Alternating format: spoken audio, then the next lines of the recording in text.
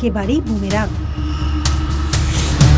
মালদ্বীপের বর্তমান অবস্থাতে এই একটা কথাই সবার আগে মনে আসবে অনেকেরই। কথাই বলে, অন্যের গায়ে কাদা ছুঁড়তে গেলে তার কিছুটা নিজের গায়েও লাগে।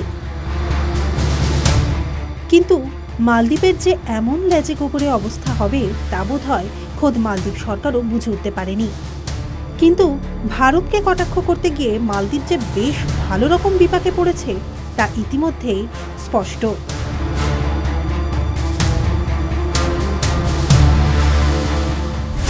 ঠিক কি ঘটেছিল সেই বিষয়টা একবার তুলে ধরা যাক। সম্প্রতি লাক্ষাদ্বীপ সফরে গিয়ে বিভিন্ন মুডে ধরা দেন প্রধানমন্ত্রী নরেন্দ্র মোদী। সমুদ্র সৈকতে প্রাতঃভ্রমণ থেকে শুরু করে আরও বিভিন্ন ছবি সোশ্যাল মিডিয়াতে উঠে আসে। লাক্ষাদ্বীপের পর্যটনে জোয়ার আনতেই তার এই পদক্ষেপ বলে জানা যায়।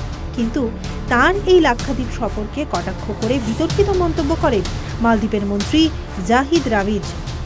মালদ্বীপ সরকারের ৩ মন্ত্রী মালশা শরীফ, মরিয়ম শিউনা এবং আবদুল্লাহ মেজুম মজিদও মোদীকে নিয়ে বিতর্কিত মন্তব্যকে সমর্থন করে কুরুচিকর মন্তব্য করলে প্রতিবাদের ঝড় ওঠে। প্রসঙ্গত, মালদ্বীপের বর্তমান মুইজু সরকার চীনপন্থী হওয়ায় প্রথমে এই বিতর্ককে আমল না দিলেও ভারতকে কটাক্ষ করায় ঘরে বাইরে ক্রমশই চাপ বাড়তে থাকে। এক প্রকার বাধ্য হয়ে ৩ মন্ত্রীকে বরখাস্ত করে মালদ্বীপ সরকার। তবে এই পদক্ষেপে রোষ মোটেই কমেনি।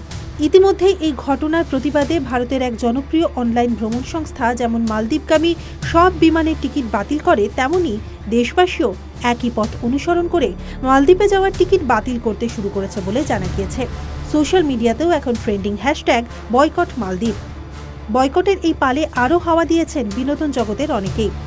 দেশের পাশে দাঁড়িয়ে সুর চড়িয়েছেন বলিউডের অভিনেতা থেকে শুরু করে আরও অনেকেই। ভারত প্রসঙ্গে মালদ্বীপের কয়েকজন মন্ত্রীর কথায় বিস্ময় প্রকাশ করেছেন অক্ষয় কুমার। আবার অন্যদিকে শ্রদ্ধা কাপুর জানিয়েছেন এইসব বিতর্ক মিম তাকে লাক্ষাদ্বীপের ছুটি কাটাতে আরও উদ্বুদ্ধ করে তুলেছে। তিনি লাক্ষাদ্বীপের সৌন্দর্যে মুগ্ধ।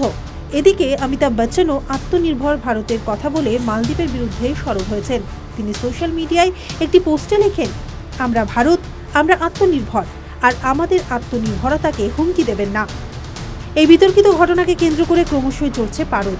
নিজেদের মন্তব্যে মালদ্বীপ সরকার যেমন ঘরে এবং বাইরে চাপে রয়েছে, তেমনি এই ঘটনা তাদের পর্যটন শিল্পের ওপরেও বড়সড় প্রভাব ফেলবে বলেই মনে করছে অনেকে। Bureau report, West Bengal live.